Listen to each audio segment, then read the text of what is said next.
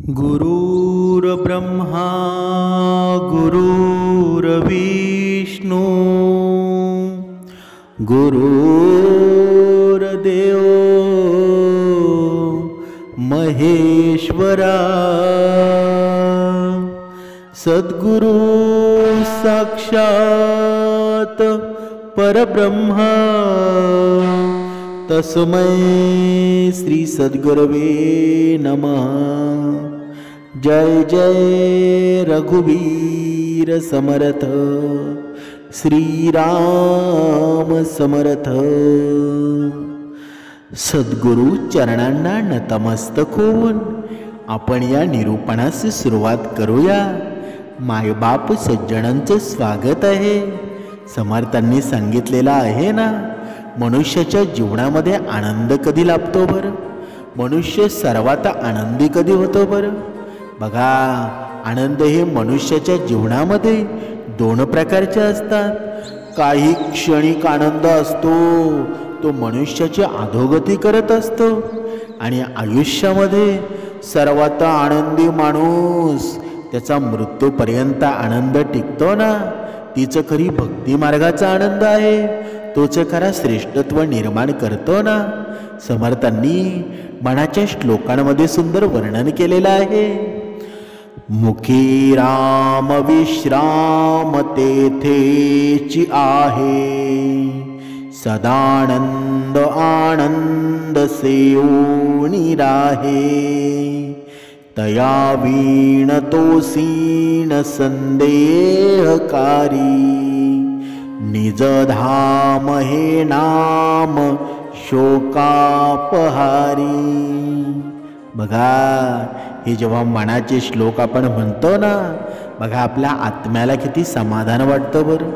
असं वाटतं समर्थ आपल्या समोर उभे आहेत। बघा, या श्लोकामध्ये वर्णन केलेलं आहे ना, ज्याच्या मुखामध्ये भगवंताचं रामनाम आहे, ज्याच्या मुखामध्ये श्रीकृष्ण स्वारींचं रामनाम आहे, ज्याच्या हृदयात समाधान असतं, त्याच्याच हृदयात समाधान असतं ना, त्याला नेहमी आनंद लाभतो, त्याला नेहमी संगत सुद्धा चांगली लाभते। ते सोडून केलेला सर्व खटाटोप आहे ना, हा संशयास्पद असतो, परंतु नाम हे रामाचं घर आहे, तेथे तो नांदतो। म्हणून नाम आहे ना, हे शोक दूर करणारं आहे।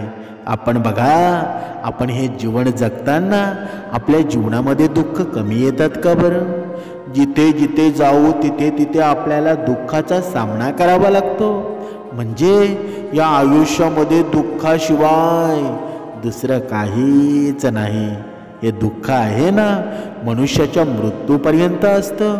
पण खरं तुम्हाला सुख हवं असेल ना, सुखाचा अनुभव घ्यायचा असेल, तर भगवंताच्या नामाशिवाय काही या जगामध्ये आहे का बरं? कधीच नाही।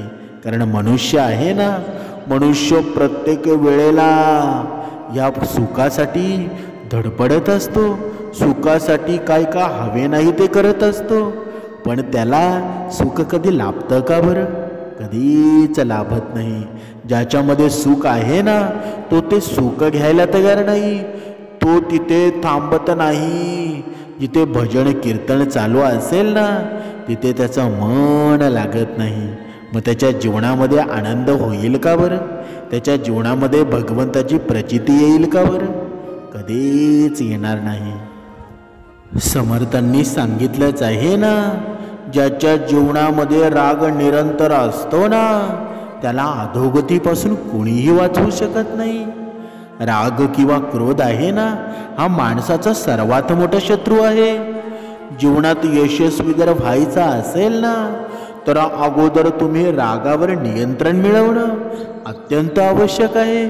बघा, तुम्ही भक्ती मार्गामध्ये असो किंवा नसो, पण जोपर्यंत तुम्ही रागावर कंट्रोल करत नाही, तोपर्यंत तुमचं सक्सेस आहे ना, तुमच्यापासून भरपूर लांब असेल।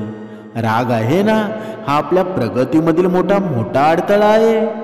म्हणून राग आल्यावर मनाची एकाग्रता गमावून मनुष्य बसतो, त्यामुळे यशप्राप्ती होऊ शकत नाही।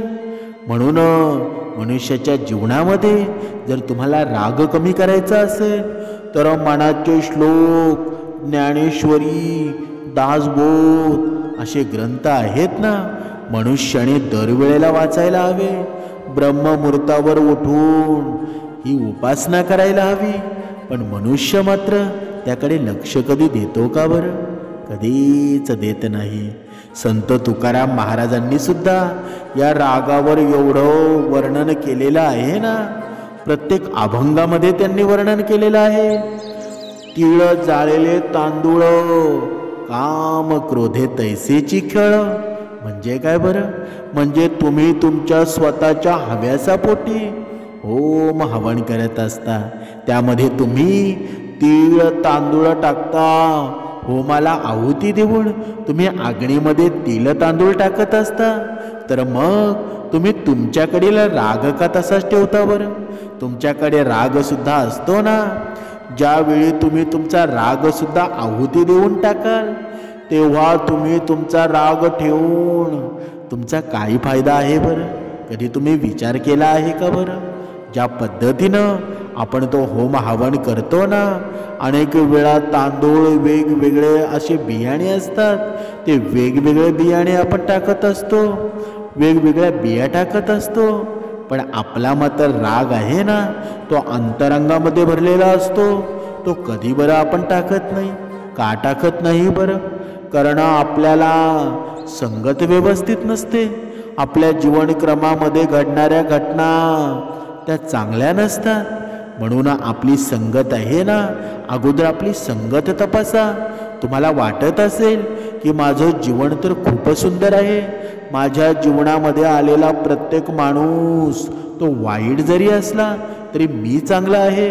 पण समर्थांनी सांगितलेलं आहे बघा, बघा किडलेला एखादा फळ असेल ना, एखादा कांदा असेल, बघा 1000 कांदे चांगले असू द्या, पण एक किडलेला कांदा असेल, सडलेला कांदा असेल तर तो 1000 कांद्यांची वाट लावून टाकतो.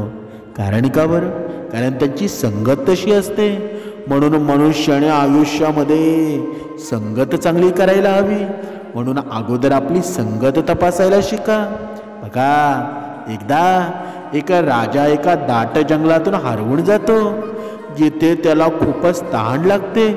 आणि इकडं तिकडं सर्व जागी शोधल्यानंतर त्याला कुठेच पाणी मिळत नाही. तहानेमुळं त्याचा घसा सुकतो. त्याची नजर एका झाडावर पडते. तिथे एका फांदीवरून थोडे थोडे पाण्याचे थेंब पडत होते. तो राजा त्या झाडाजवळ जाऊन खाली पडलेल्या ते पाण्याचे द्रोण बनवून त्या थेंबांनी द्रोण भरू लागला. जसे तसे ते जवळजवळ खूप वेळ लागल्यावर तो द्रोण भरला आणि राजा प्रसन्न होऊन जसे त्या पाण्याला पिण्यासाठी द्रोणला तोंडाजवळ घेतो तेव्हा तिथे समोर बसलेला एक पोपट आवाज करत येतो आणि त्या द्रोणला झडप मारून परत समोरच्या दिशेने बसतो. त्या द्रोणचं पूर्ण पाणी खाली पडतं. राजा निराश होतो. खूप प्रयत्नानंतर पाणी मिळालं होतं आणि तेही पक्षानं पाडलं. परंतु आता काय होऊ शकत नाही असा विचार करून परत त्या रिकाम्या द्रोणला तो भरू लागतो. खूप मेहनतीनंतर पुन्हा तो द्रोण परत भरतो. राजा परत आनंदित होऊन जसे त्या पाण्याला प्यायला द्रोण तोंडाजवळ घेतो ना, तर तो बसलेला पोपट आवाज करत येतो आणि द्रोणला झडप मारून पुन्हा त्याला पाडून टाकतो. असे 2-3 वेळा होतं. आता राजा हताश होऊन क्रोधित होतो. इतक्या परिश्रमानं मी पाणी एकत्र करून सुद्धा हा दुष्ट पक्षी आहे ना, तो मला पाणी देणार नाही. आता मी याला सोडणार नाही. आता हा जेव्हा परत येईल तेव्हा याला मी संपूर्णच टाकेन असं मनातल्या मनामध्ये तो ठरवतो. राजा आपल्या हातामध्ये चाबूक घेऊन परत त्या द्रोणला भरू लागतो. खूप वेळेनंतर त्या द्रोणामध्ये पाणी भरतं. तेव्हा राजा पिण्यासाठी त्या द्रोणला उंच करतो. तो पोपट परत आवाज करत जसा त्या द्रोणला झडप मारण्यासाठी जवळ येतो तसा राजा चाबूक त्या पोपटावर मारतो आणि त्या चाबकामुळं पोपटाचं तिथल्या तिथेच प्राण जातात. आता राजा विचार करतो, या पोपटापासून तर पिच्छा सुटला, परंतु असे थेंब थेंब करून कधी परत द्रोण भरणार आणि कधी माझी तहान भागणार. म्हणूनच जिथून हे पाणी पडत आहे ना, तिथे जाऊन पटकन पाणी भरतो. असा विचार करून तो राजा त्या फांदीजवळ जातो जिथून पाणी पडत होतं. तिथे जाऊन जेव्हा राजा बघतो तेव्हा त्याच्या पायाखालची जमीन सरकते, कारण त्या फांदीवर एक भला मोठा अजगर झोपलेला होता आणि त्या अजगराच्या तोंडातून ती लाळ पडत होती. राजा ज्याला पाणी समजत होता ना, ती अजगराची विषारी लाळ होती. राजाला पश्चाताप होऊ लागतो, हे देवा, मी हे काय केलं? जो पक्षी सतत मला विष पिण्यापासून वाचवत होता, क्रोधामुळे मी त्यालाच मारून टाकलं. म्हणजे मी संतांच्या सांगितलेल्या उत्तम क्षमा मार्गाचा स्वीकार केला असता, आपल्या रागावर नियंत्रण ठेवलं असतं, तर हे माझ्या हितकारक निर्दोष पक्षाचा जीव गेला असता का बरं? नसताना. हे देवा, मी नकळत किती मोठं पाप केलं आहे. राजा दुःखी होतो. या कथेचं तात्पर्य काय आहे बरं? जेव्हा पहिल्यांदा राजा ते पाणी घ्यायला गेला होता, त्या द्रोणामध्ये जेव्हा पाणी घेतलं ना, तेव्हा राजाचा स्वभाव शांत होता. तेव्हा त्याच्या मनामध्ये ध्यानामध्ये काहीच नव्हतं. पण 2 वेळा जेव्हा पोपटाने चोच मारली, ते पाणी सांडवलं, तेव्हा राजाच्या मनामध्ये क्रोध निर्माण झाला. आणि जेव्हा मनुष्याच्या मनामध्ये क्रोध निर्माण होतो ना, तर मनुष्याच्या जीवनाची अधोगतीच होत असते. म्हणून राजाने काहीही न बघता त्या पोपटाचा प्राण घेतलाच ना. म्हणून की तुम्हाला कितीही क्रोध येऊ द्या, कितीही वाईट परिस्थिती येऊ द्या, कितीही वाईट संकट येऊ द्या, तरीही सुद्धा तुम्ही मनाचा कंट्रोल कधीच हरवू नका. कारण क्रोधामध्ये घेतलेला निर्णय असतो ना, मनुष्याची अधोगती करत असतो. म्हणून रागात व्यक्ती दुसऱ्यासोबत आपलं सुद्धा नुकसान करून घेतो. म्हणजे राग हे विषाचा प्याला आहे, ज्याची निर्मिती अज्ञानामुळेच होते ना, आणि अंत पश्चातापाने होत असतो. म्हणून नेहमी रागावर नियंत्रण ठेवलं पाहिजे. असं म्हणतात ना, अति राग आणि भीक माग.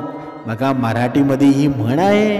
म्हणजेच रागावर नियंत्रण ठेवणं म्हणजे चांगल्या मनुष्याचं काम आहे.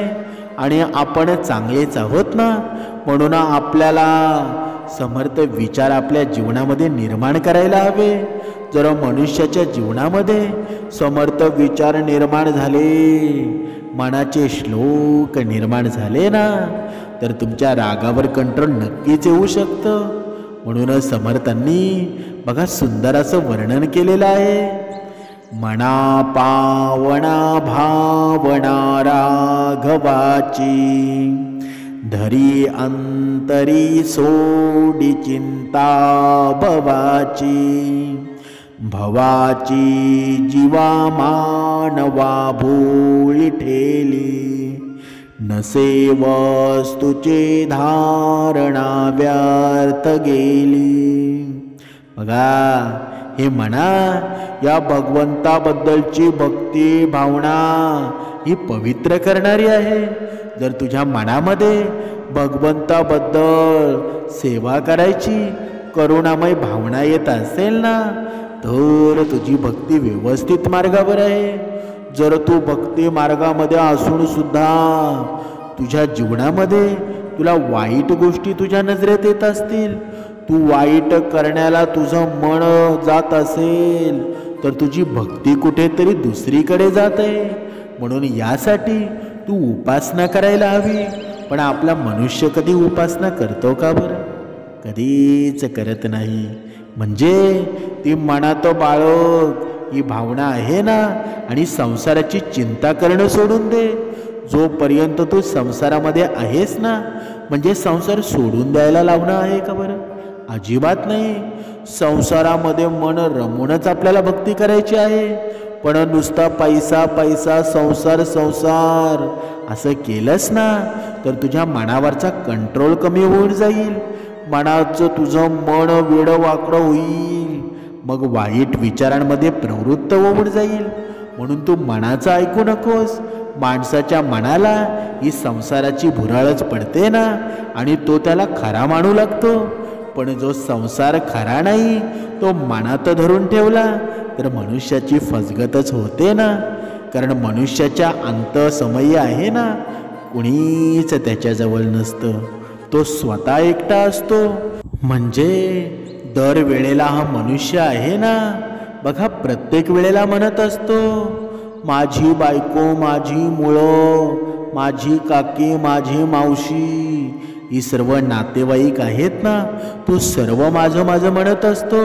मी त्यांच्याशिवाय जगू शकत नाही.